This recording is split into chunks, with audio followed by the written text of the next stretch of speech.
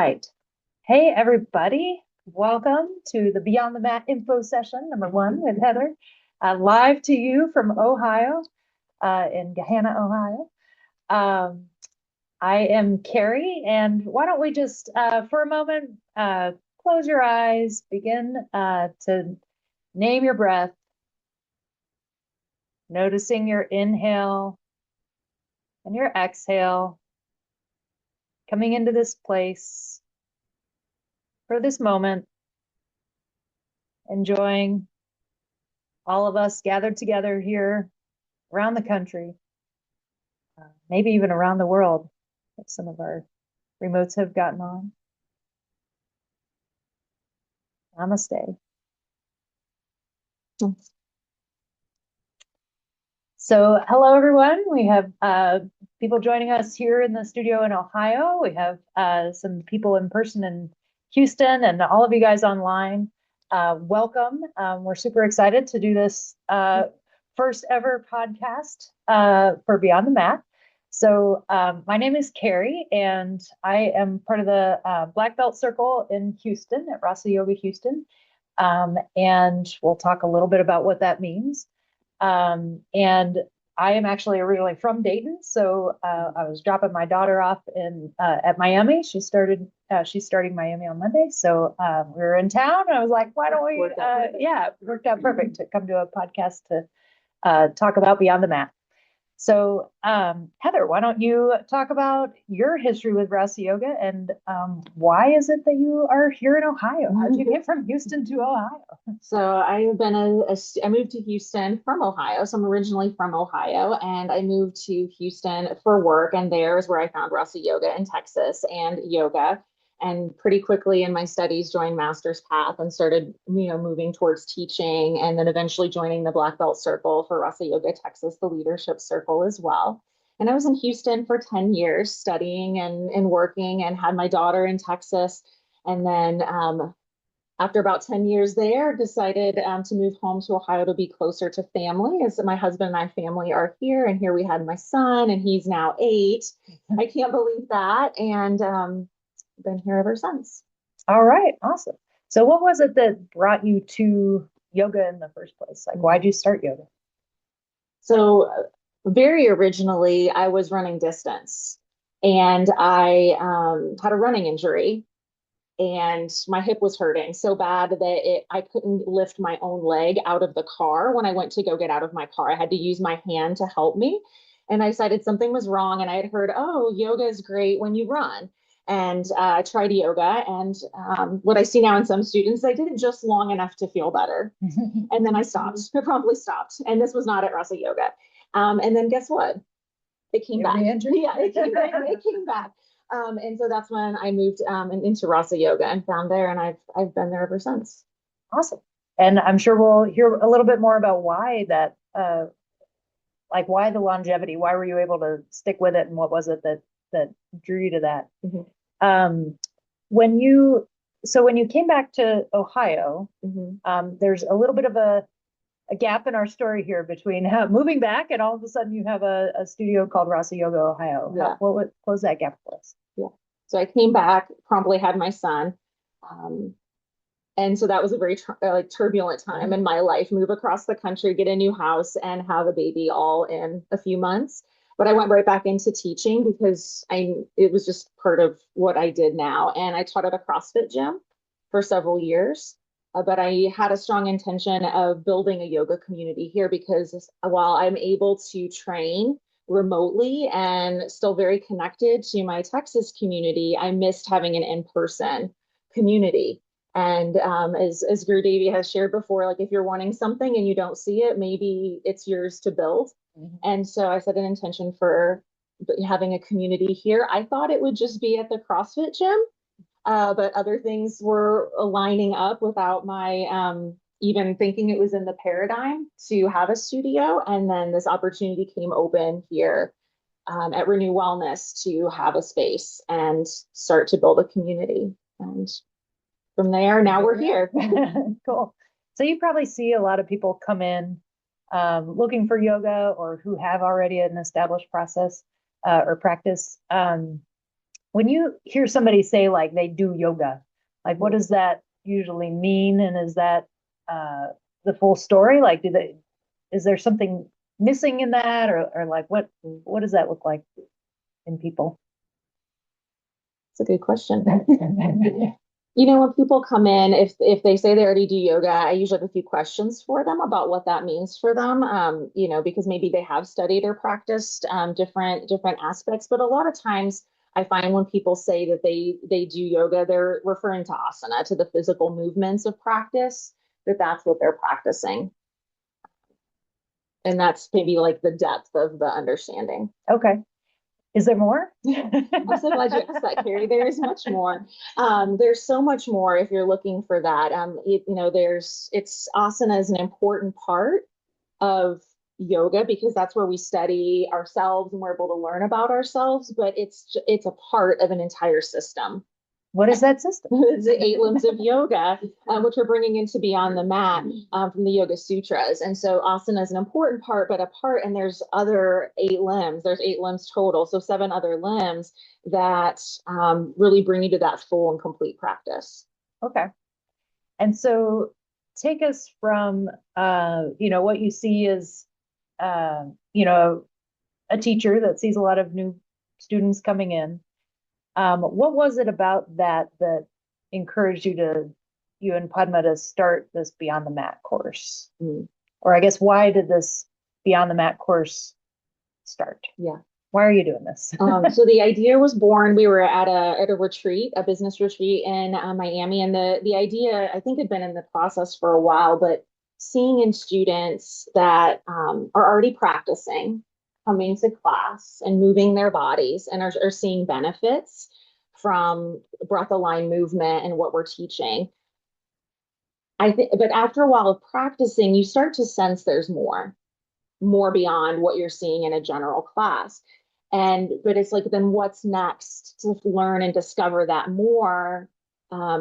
There was a gap between general classes and moving into a teacher training. And there was a space there for that student that wants to learn more, but maybe not quite ready yet for a teacher training and wanted to know what was beyond the physical movement. And we saw that as a need. I mean, this was the course I told everybody this is the course I wish I had before I went into teacher training. Like I would have loved this when I first started, earlier on in my practice. I'd love it now to take it too, but this is like a space that was in between there. When you say there's more to yoga, can you give some examples of like how that has looked in your life? Like what more are people looking for rather than to feel good on the mat for a few hours? Um, like what does that look like in your life? Hmm. I think for myself, and I see it in students too early on, you come to class and you move and you breathe and you find I feel like I can even see it in students, and you find like that moment or two where everything falls away and you have that moment of peace that maybe you haven't felt in your own life in a long time, and that's what brings you back to the practice. But then after a while you're like, why can't I maintain this?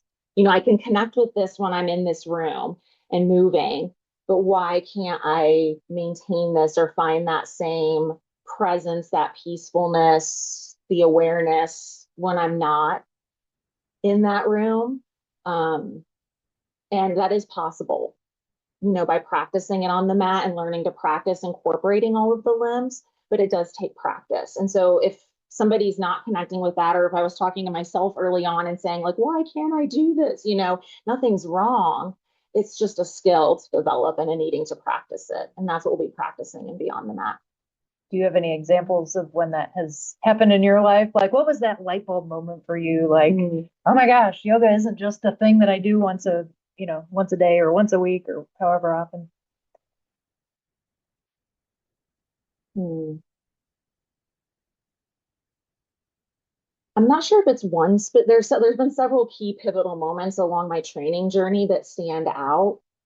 Um, Not one when I realized it was moving out into my life so much. It was a gradual, slow thing, that you just started to see little things here or there.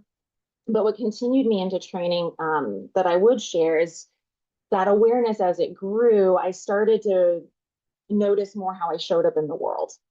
Like not just on the mat, but how I was showing up out in my life. And at the time I was a sales executive for a cosmetic company and always in the malls. And it was, some of you have maybe read this in an email I've written, and it was all about image and how you looked and the shoes you wore and the bag you carried. And I had a moment where I was like, I finally had the awareness to see myself. And my husband had helped with this. He's kind of like pointed out, like, I don't know, kind of like acting a little different here. I'm not sure if this is the girl I met. And but then I took that in and I was able to observe it in myself and be like, this is not a direction. I want to still continue. And with the practice, like that awareness is the first step. But then using these limbs and then working with my teacher, I was able to see where I needed to make shifts and changes, both physically, because it also showed up physically on the mat, but also in the rest of my life to start to move towards like a truer version of myself. Yeah. I know, like for me, I think one of the big aha moments for me was like I had little kids. I started yoga before I had kids. And then my husband didn't love it when I would like leave the house and leave him with the babies and all this stuff. And um he made it difficult for me to go to class. I realize now I could have done it anyway. He wasn't my uh persecutor, but um I realized if I wanted to really see the, peace and stuff that I was seeking in class, that I had to learn how to do that even when I wasn't able to go to class. And like life, gets in the way. Like it would be amazing if we could all be at the retreat all the time, and like just do yoga all day long. But like life happens, and how can I not be a crazy person out at work or react poorly when somebody says something that I don't like or yells at me, or my job can be a little intense at times, and how am I able to like maintain calm even when that's happening? So I think that was like a big aha for me. Like I need to learn how to do yoga even when I'm at work. Like that was like a big thing Yeah. for me. Yeah. That's huge. I was just had this conversation in class today with a student, and the student has a new job and will be traveling a lot and feels attached to, being in our space and taking classes here, and loves the Saturday morning routine of fundamentals and foundation back to back for those of us here.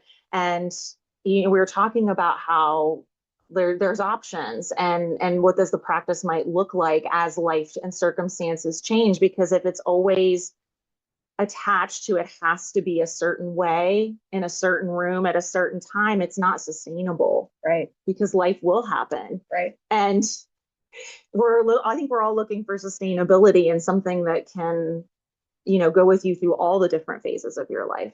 Yeah. Cool. So let's talk a little bit more about like the Beyond the Mat course. Like, how is this going to help us to get from that I love my Saturday morning practice to I can not be a crazy person at work? Like, how does this course help somebody bridge that gap? Like, how do we do that, Heather? How do we do that? We'll be doing real practical application of the 8 limbs of yoga. So you'll learn about them, but you'll also practice them in the courses real time on applying like the yamas and the niyamas, the ethical observances, pranayama, pratyahara, withdrawal of the senses. We'll practice those so that you have practical application of closing that gap. And there was one more thing I was going to add right there that just... Can you ask me your question again? It just slipped away. How do we do this, Heather? How do we close the gap? How do we become nice, sane, wonderful leaders at work? I'm sure we'll come back to that. Yeah, in a second. There's something there. Let's circle back there. There's one more thing I was going to say. Okay. Well, let's talk about some nuts and bolts too. Just like, how is this going to happen? Like, what's the layout of the class? What's the deal with the Houston piece of it and the Ohio piece of it? Like, there's a lot going on in this course. Tell us more. There is. And, there's a lot of benefit to this course, and that it's taught from both Guru Devi, my teacher, and myself. And you're going to get experience of both of us teaching through our lens and our own practice and our stages. But the course is set up that starts on September 10th here in Ohio. in the evening. So if you're already in the course, save your space and moments. If you're in Texas or not local to Ohio, make sure you're on for Zoom so you get the Zoom link. And if you're in Ohio, you're here in person with me, and we will spend part of that time moving and practicing. And then there'll be some theory and some things that you can take home and practice until the next time we meet again. And then Guru Devi Padma is teaching on Saturday. She'll teach on the same limb. So each week is one of the 8 limbs. There's 6 weeks. And so the last 3 limbs of yoga are combined to samyama, and that's the 6th one. And she'll teach on Saturday. And so you have 2 chances to practice it. And that's set up intentionally to allow for time for integration and practice. You know, I was sharing just with a student the other day that I love a workshop, but a lot of information in a lot of hours, that's a lot to take in and digest. And having it set up this way, 2 practice sessions each week, will really allow you to take the information, the practice, apply it when you go into general classes, apply it, you know, into your life, and then come back with questions. And that's how you're going to start to apply and learn, is actually taking it a bit at a time and working it in. And so then we go through the 6 weeks, including 2 FAQ sessions where you can bring those questions that you have to us, and Guru Devi and I will be answering those live. Cool. Okay. So you get 2 opportunities in a week. You don't have to attend both, but you can. And I would recommend attending both. You would recommend attending both. Attending both. And as someone who has studied asynchronously and remote now for years, that even revisiting, they'll all be recorded and posted in the Moments course, which is easy to access. It's the same place that you book your classes, to go back and re-listen, because I guarantee every time that you pick up a recording and re-listen to it, you're going to hear something that you didn't hear the first time. Yeah. Yeah. Yeah. And from a little bit different stage or a little different understanding. Yeah. We often will take, you know, the same workshop multiple years in a row just because of that. Like, you hear it differently through different years. Okay. So we have 2 classes a week. We have the FAQ sessions. We have a couple info sessions like this. And then there's recordings that'll be available on the Moments app. And all of that will become clear to anyone who has technology questions. We're here to support. For sure. Yeah, very cool. So I guess I'm interested in the relationship between you and Padma and how that comes out in this teaching. So I know you said hearing it from different stages. Is there any more you can share about that, like behind the scenes? What's going on? Padma is my teacher, and all of the teachings that everyone experiences here runs in and through her and then here. So from, you know, the students in Ohio that haven't studied in Texas, they're going to hear a lot of the similarities. You're going to hear connections when you hear Padma teaching, definitely, because everything I've learned has been from her. And I'm grateful for this opportunity. And so I'll teach from mine, but I'm in this also as a student, and I'm learning as I'm teaching as well. So you're going to get to see me actually probably grow and develop real time. Real time grow and develop here as I'm learning this. And I'll teach from my understanding and my practice. And then Padma has, you know, well over 30 years of practice and teaching, and she'll naturally call in different aspects of things. And so you really get the benefit of hearing it from different levels and different stages, and you'll take something away from both. Okay. Excellent. All right. So we talked about closing that gap between how you feel in class and how you feel at the end of class. Or, you know, after you've been out in the world in a situation. And I think it's really interesting to think about, like, how does practicing on the mat and understanding these 8 limbs affect your ability to be calmer? We talk about having a regulated nervous system, things like that. Like, can you talk a little bit about how does yoga help you develop that regulated nervous system? Mhm. Maybe through a lens of the 8 limbs. And why is that beneficial? Like, how does that help me out in the world?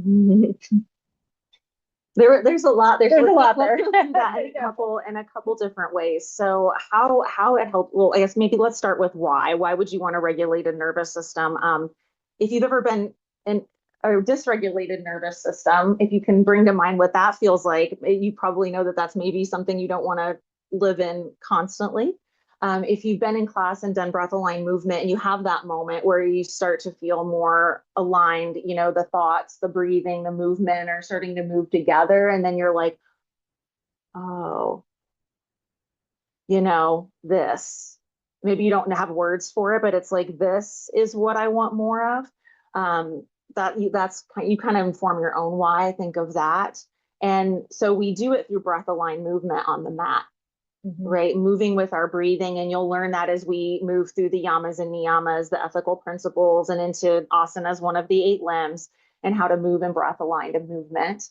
Um, and you'll practice that on your mat. And the great thing about your mat is there's a couple things. First off, it's going to reveal to you a lot. So if you haven't, you've probably already seen this in some aspects on your mat, but the way you do one thing is the way you do everything. So if you're someone who forces in to things a little bit on the mat and holds the breath and like tries to make it happen, or I'm attached to getting into a posture a very specific way, you know, there's a chance that's happening outside of the practice space as well, right? Maybe in our life we're also attached to destination and doing that. If you're someone who tends to pull back from a challenge and, you know, wants to always pull back, that's going to show up on the mat as well. So the mat really becomes a laboratory where you, not from a place of judgment or good, bad, right, or wrong, but you start to observe yourself and you create space where you can observe yourself a little bit, like, that's curious. I wonder why that's happening. I wonder why this is doing this, you know, like, and So I always back up in that plank and yeah, stick my and rear up in the air. you know, it's a place to practice really intentionally stressing yourself. I know. Stress. Intentionally challenging, maybe the word challenge is better, but like easy or easier, but you intentionally challenge yourself to see how your nervous system responds. And by doing that intentionally on the mat with breath aligned movement and guidance of the 8 limbs and a teacher, you build your capacity to handle stress. So it's not really about lessening stress in your life, because I don't know about anybody else, but like I haven't found a way to get rid of I haven't found a way to get rid of stress, not going away. but build your capacity to handle that when it happens, to take it in and digest it and know what your patterns are, and um, to know how to approach that. And that happens on the mat. Mm-hmm. Yeah, I can definitely see times where like I've been, doing a pose and I think my patterns are like, I don't really want to try that hard. Like, I just want to kind of back off and like, back it up a little bit. Yeah. And then I see that out in life as well, of course, like at work, like, do I really want to, try to, you know, do really well with this thing or, Yeah. push beyond where I'm comfortable at work and stuff like that. Or even with my kids, how to deal with challenging situations. Where one of them will surprise you with some sort of thing that they've done. Things outside of your control. How fun, how fascinating. How fascinating. That you're doing that now. Early on, one of the first patterns I noticed on the mat when I was studying and in private lessons was drawn my attention to was like forcing into my knees. And like there was maybe that was causing some of the running problems. You think? Maybe. And so, like, but and then I started to see, from what I've shared already about my story, you can probably make some parallels of,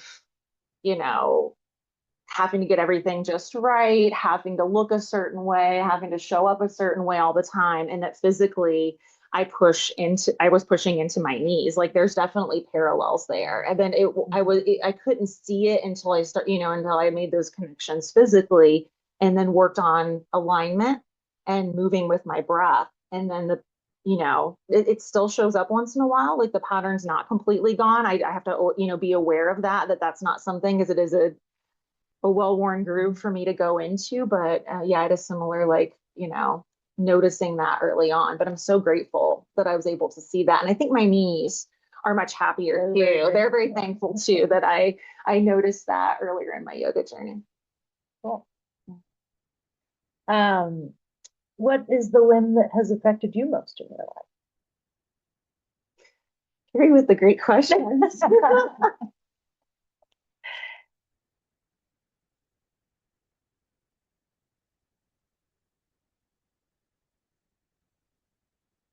I feel like it's picking a favorite. Like if someone asked me who is my favorite, Nora or Miles, those are my children.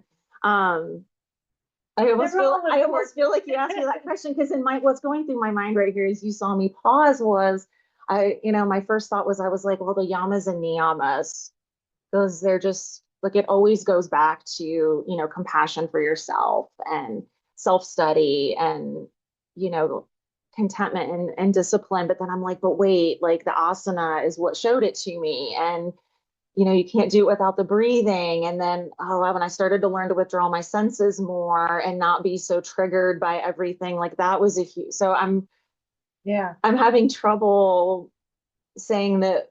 I think at different stages in my practice and in my life, different ones have like played a bigger impact. Yeah. But looking back over the whole time that I've studied, that's very difficult. I may have to think on that and then come back with the answer, to see if there's one more. What about what's the one that needs the most work right now for you? Sorry. Why are you sorry? Why did that? I surprised you with that one. I didn't warn you that one was good. It's okay.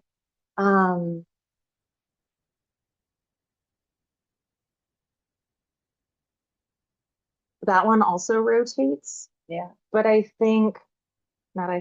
know. I would say the samyama, the last three limbs combined, because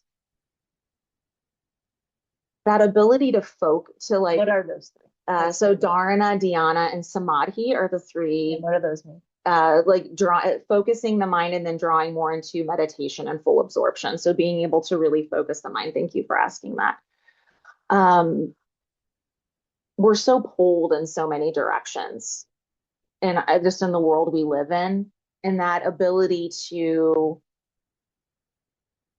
to coalesce, to pull together your attention and to remember what you said you wanted to make important is been a huge benefit of my practice, but also something that I think needs a continual eye on of, when the thing pops up, the urgent, the text, the email, and it feels like a tiger is attacking you, but it's not, it's just an email, and your nervous system goes to that dysregulated state.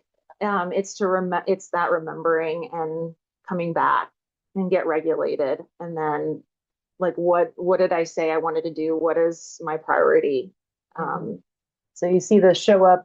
You mentioned like when I get an email and, I feel like it's a tiger attacking, like pausing, taking a breath, Yeah. and just getting clear and then responding to the email rather than reacting.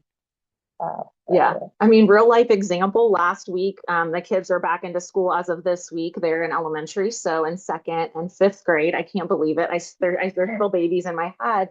But they were home with me for a whole week, and I work from home during the day. And so I'm working and also trying to have kids in the house. And so there was a lot, the minute I thought I would have a block of time that I could dedicate to a project is the minute that I hear a huge crash downstairs. Oh. And I'm like, oh, my son is down there. I wonder, like, you listen for after the crash. After the crash, you're like, do I hear anything else? Was that something that needs attention? And so I had a lot of chances to practice that this last week of, feeling being pulled, and a lot can feel urgent.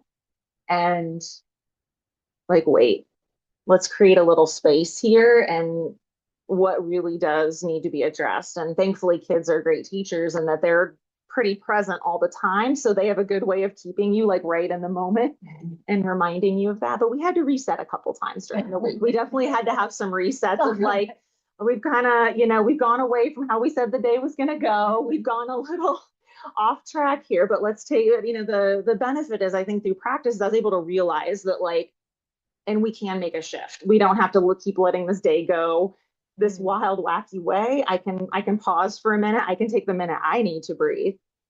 Everything will be fine. And come again, that's like that coming back. I can refocus on what I said I wanted the day to be like, my internal experience, reconnect with that. And then, okay, what do we need to do to course correct here? And, to varying levels of success, but still better than letting it continue to go in the way it was going. So that was real life last week for me, practicing yoga, both here and out in the real world. Yeah. I remember that realization, like, so I can tend to be a little fiery and one might say bitchy.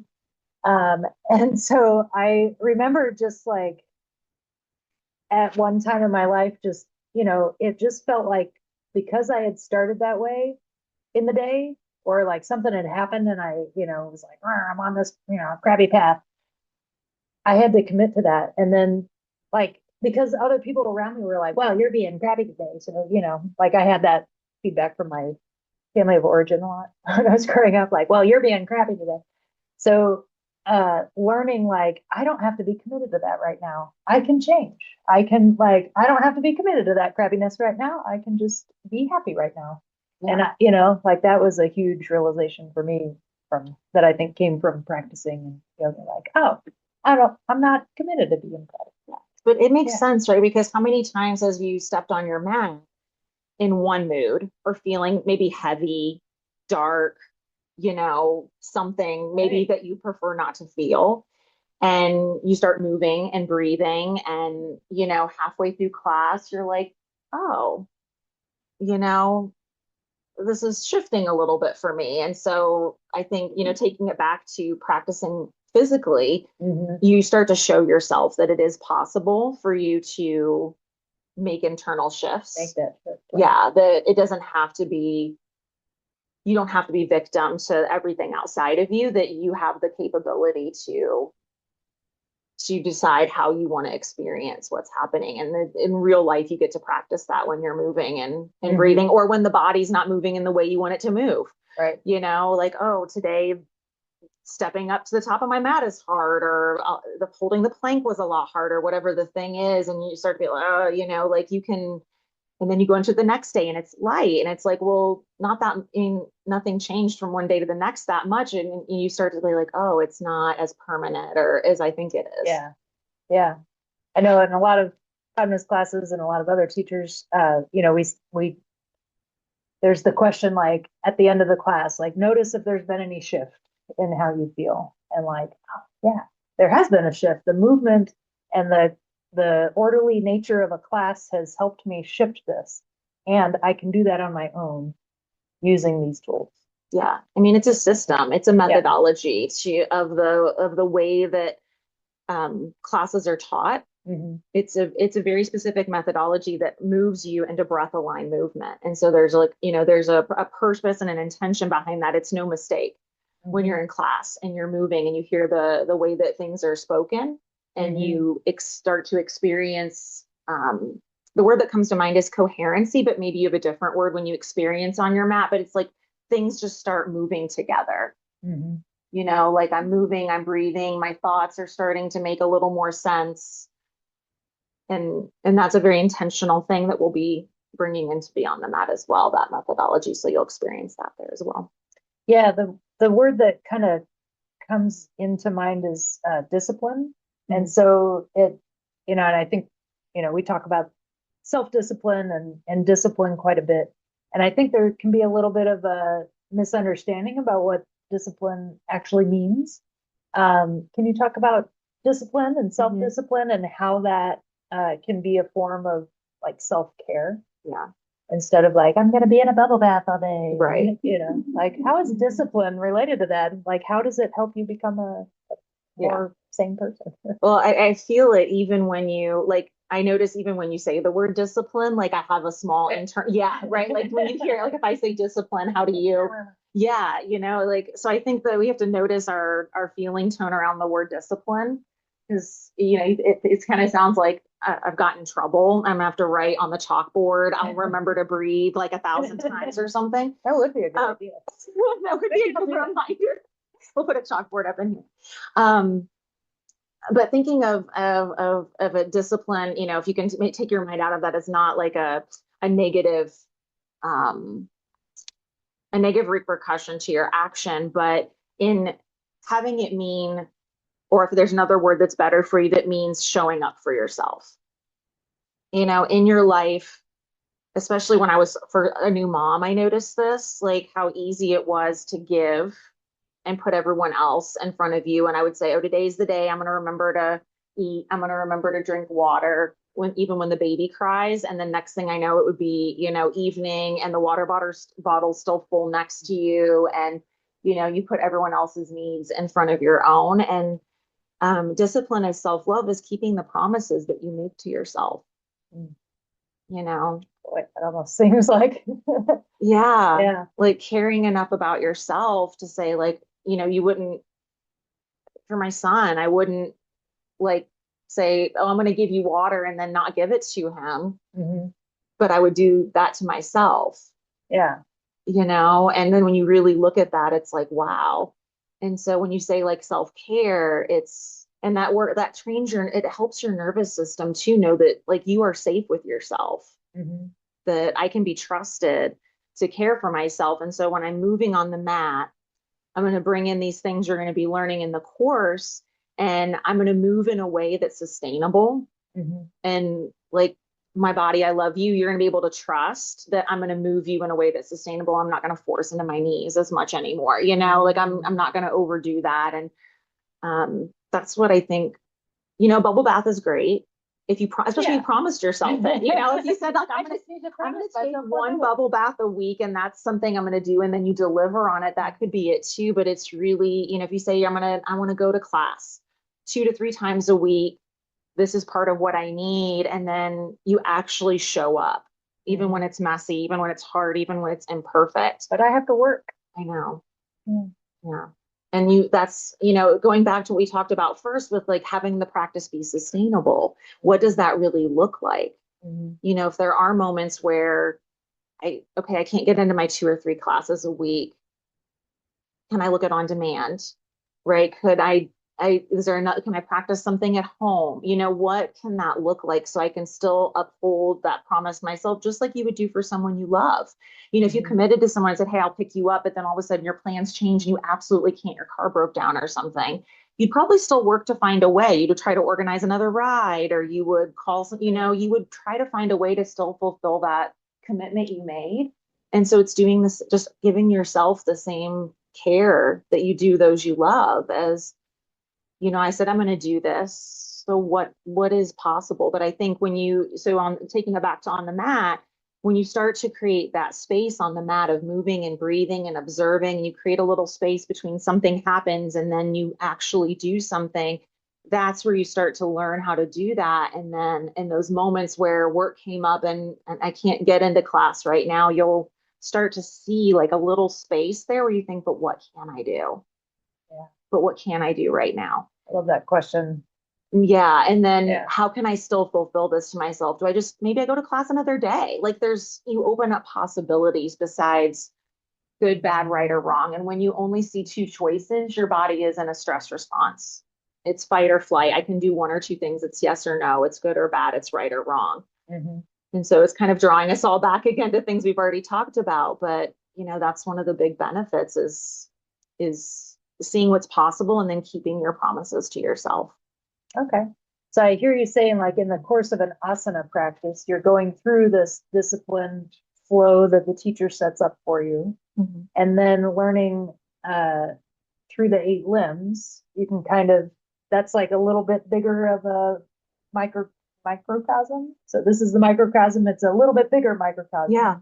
Just kind of expands out beyond just the mat, but like a little bit bigger. And then it just kind of can fractal out from there. So the discipline approach to a class relates to the discipline approach of the 8 limbs. And then through practicing that, you kind of take that self-discipline, I don't know, just a little bit more like to heart. Yeah. Yeah. You know, Becomes a way of life. yeah, what hearing that, what came to mind was, early on I said like I shared my own experience of I was pushing into my knees and it was showing up in my life because the way you do one thing is the way you do everything, but that works both ways. So I gave an example of something that I didn't want to see continue, but it works the other way too. So when you start to practice on the mat doing something different, it starting that same pattern that then will show up other places as well. So Yeah. it doesn't necessarily, that doesn't only apply to things that you want to see different, that applies to the ways that you want to see things grow and expand as well. And so hopefully that gives, Two-way street. yeah, it's a responsibility and like an oh shoot, sometimes like I'm seeing this pattern, but also it has always given me hope in my practice. If I have the ability to notice these patterns on the mat, then I also have the ability to create a different experience, and that through practice it will start to show up without, controlling or needing to get in there. It'll start to show up in other areas of my life where all of a sudden one day you're like, hey, wait, somebody said something and I didn't just bark back right away. Maybe I still barked, but not right away. but it was, but it wasn't right away. Maybe I still lost my temper a little bit with the kids, but it wasn't quite as fast. I caught it a little faster each time, and that's the win. And that starts to happen on the mat. And the teacher sets up the conditions of the experiment, and then you're experimenting on your mat. Like what, if I do this, what happens if I bring in this? And so each week, as we focus on that 8 limb, you'll have a chance to focus in on like the observances with yourself or the observances in community and see how those apply and pick, one thing to work on in the week then when you're in classes or in your practice at home. The way you describe that makes me think of how we approach Chikitsa, which is yoga therapy. We and Ayurveda, we use it as a diagnostic, but then also as the cure or the prescription. So if you do a sun sal and the teacher, the therapist can see that you're doing pushing into your knee or something, that is the diagnostic, and then also you can work on practices that allow you to solve the problem too, or work through the problem. Yeah. Cool. Okay, we are kind of getting close to our wrapping up and maybe a few questions and answers. But I'm sure people are curious, what does your practice look like to you now? Like, what's it look like in your life now? Like, so I don't know if everybody caught all the things that she mentioned, but she has 2 children, a husband, and an awesome family. She has a full-time job. She's running a yoga studio. You are teaching, not only running the yoga studio, and you're also incredibly involved in the Houston studio. I don't know if everybody understands that. So there is a lot going on for this lady.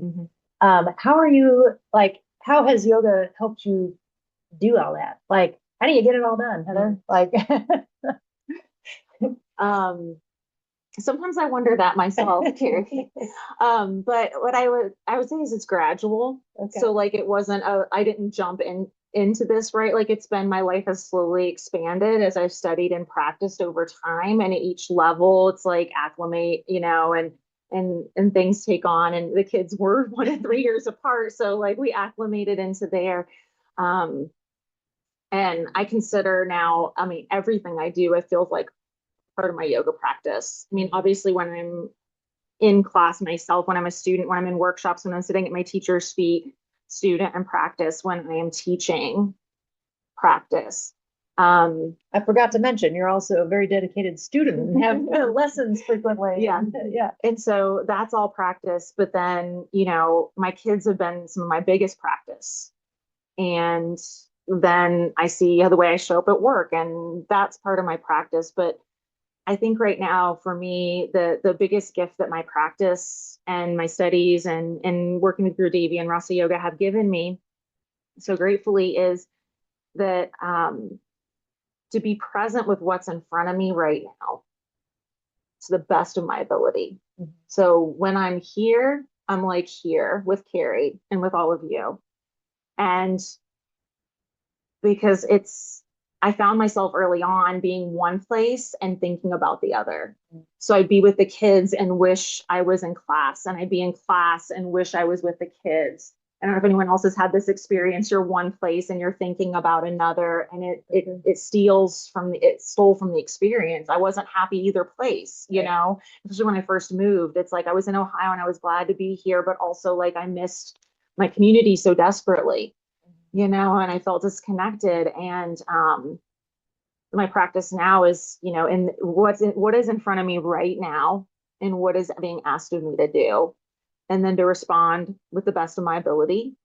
And then when it's time to do something else, then it's time to do something else, and to give that my full attention in that moment and then move on. But that's been as a result of practice and those moments on the mat. I know those moments on the mat when the thing pops in your head. You know, you're on your mat, you're moving and breathing. You're like, did I turn the curling iron off? Did I leave the candle lit? Is the dog stuck out? You know, the thoughts that just pop up, they still come. I still am sitting somewhere or doing them at work, and like something comes in and I think about, you know, the kids. It's not that the thoughts change, but that happens on the mat, and then you practice, wait, come back to my breath, listen to Ujjayi breathing in, breathing out, and you strengthen that muscle to, yes, but I'm here. I feel that, and I'm here. And I think that's what allows me to move through different things. It allows for the expansion Yeah. of time. And lots of help from my teacher. Yeah. All right. Okay, last question. What do you wish somebody had told you earlier in your practice journey? You mentioned this is the class you wish, or the course you wish you had when you started. Why? What is it that you wish you knew? Oh, it makes me want to cry. Uh-oh. That happens in yoga. It's okay. I think, you know, when we've been talking about the on the mat and we've been saying things, we talked about like if you're feeling it on the mat, but there's nothing wrong with you. You just don't know the system. And I think early on, especially, I like, if I just try so hard, you know, if I just work so much harder, like I'll get this, you know, oh my gosh, a good enough student. Yeah. And I wish I would tell Heather all those years ago, like there's nothing wrong with you, and stick with it. And you won't believe how far you'll go, but yeah, all is coming. All knowledge is coming, but yeah, give yourself a lot more compassion, girl. A lot more compassion. I like it. That's not something that we learn in general. Like, yeah, growing up. Yeah. Maybe your kids do. Hopefully my children do. Yeah. Yeah. Cool. I did want to open it up to anybody that had any questions or, you know, experiences that they wanted to share or anything like that.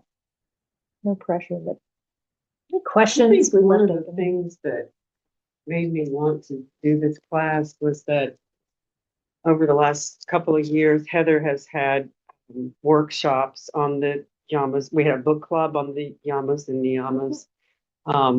She's included meditation in a lot of the practices, you know, not just a meditation class, but, you know, and gradually increasing the length.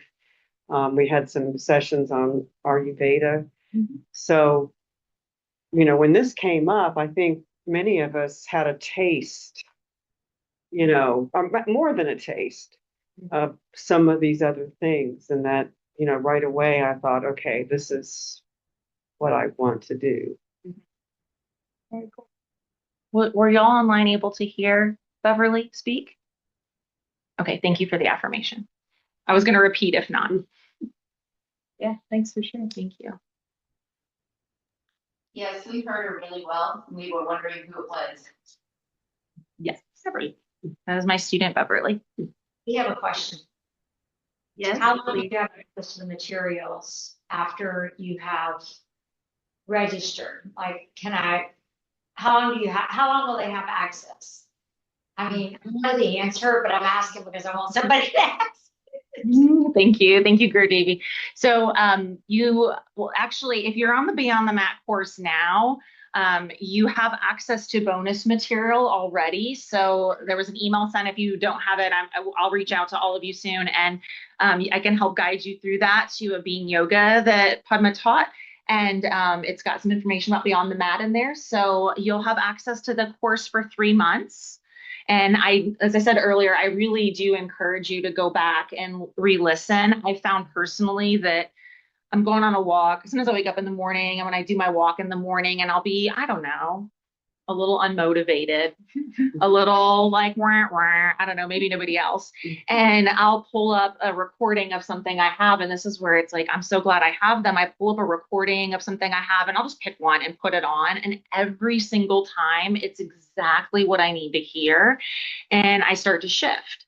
And so I'm really curious, and I would invite everyone to do the same thing and see if you have the same experience. But it always lands, and I'm like, oh, that's what I needed to hear today. So 3 months is the answer to the question. I don't want to ask all the questions.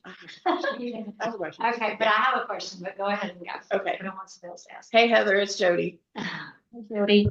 So my question is, if we come to class and we have a practice that we're applying between the next class, and so a question comes up, do I hold that question to the next class, or is there a way for me to reach out and ask that question to the teacher, to the group? Like, how do I get, as I'm applying it and something comes up, how do I get that addressed? That's a good question.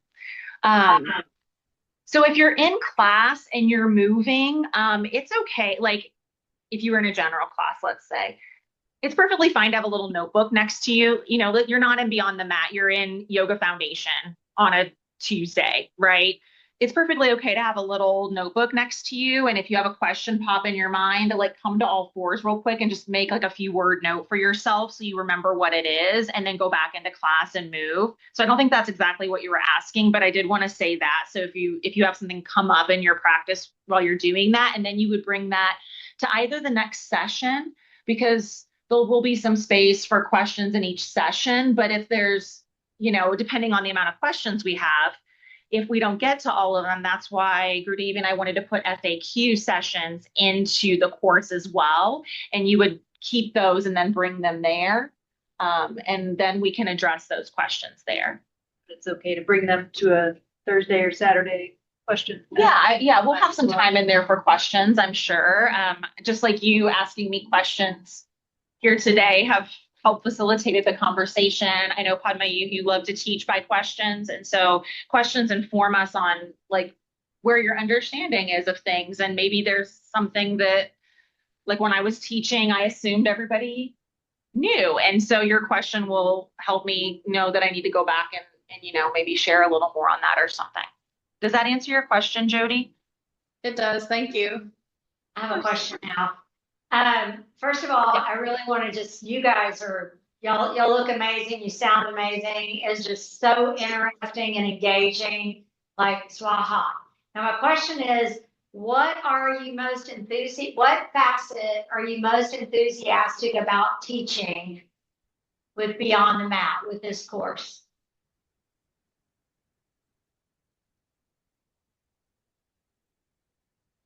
I feel like it's the favorite limb, but I think I have one because there's a lot of things I'm excited about.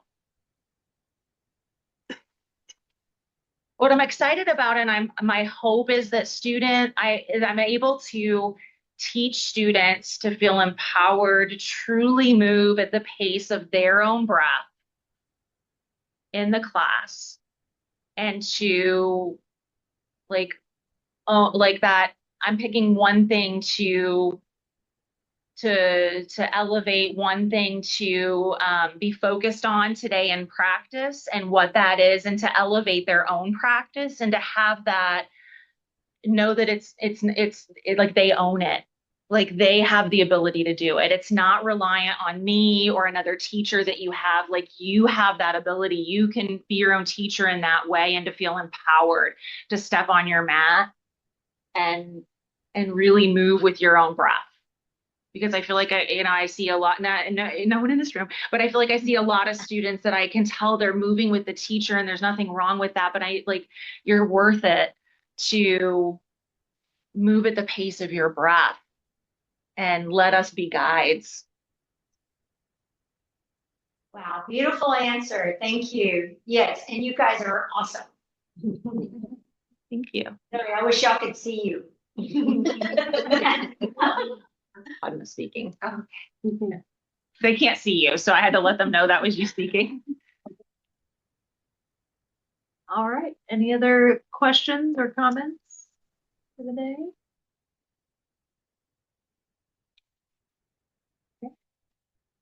Okay.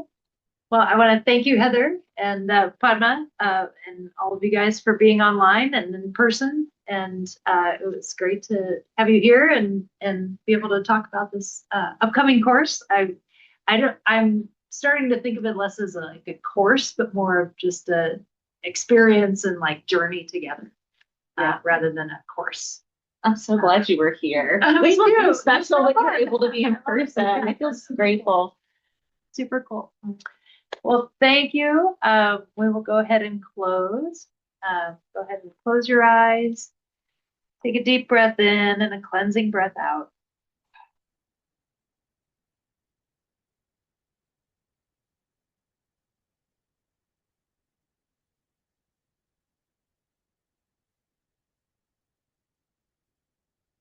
Namaste. Oh, thanks. All right. Thank you, everybody. Thank you for being here.